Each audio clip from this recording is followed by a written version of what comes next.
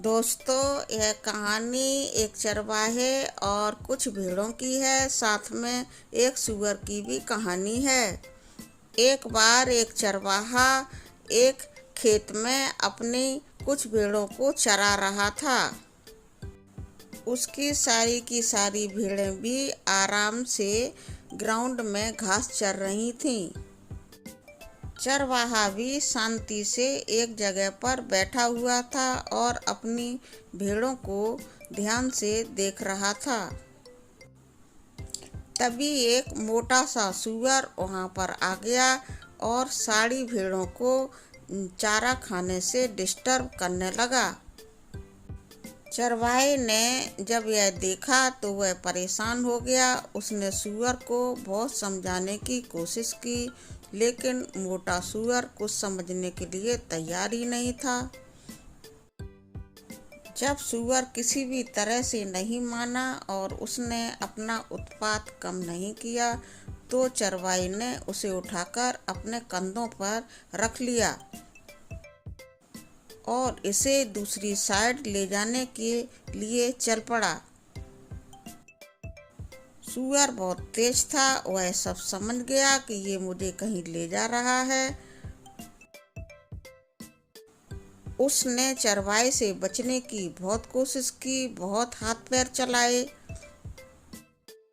लेकिन चरवाहे से अपने आप को बचा नहीं सका, क्योंकि चरवाहे ने उसे अपने कंधों पर रखकर अपने हाथों से जकड़कर पकड़ लिया था। जब सूअर का कोई बस नहीं चला तो वह जोर जोर से चिल्लाने लगा। चरागाह में सूअर के चिल्लाने की बहुत तेज तेज आवाजें आने लगीं। भेड़ों ने जब सूअर की आवाजों को सुना तो उन्होंने कहा कि इतनी तेज क्यों चिल्ला रहे हो? चरवाहा तो एक भेड़ को पकड़कर रोजाना ले जाता है, हम लोग तो कभी नहीं चिल्लाते हैं। इस पर मोटा सूअर रोते हुए बोला कि अरे तुम भेड़ों को तो ये चरवाहे लोग तुम्हारे बाल उतारने के लिए ही ले जाते हैं, लेकिन मुझे तो आज ये चरवाहा मेरा मांस कटवाने के लिए ले जा रहा है।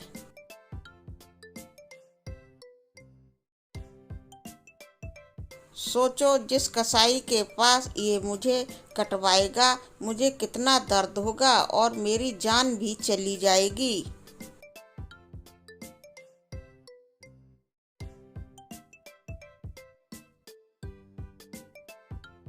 अगर यही चरवाहा तुम्हें भी ऊन उतरवाने की जगह मांस कटवाने के लिए ले जाए तो तुम लोग क्या करोगी?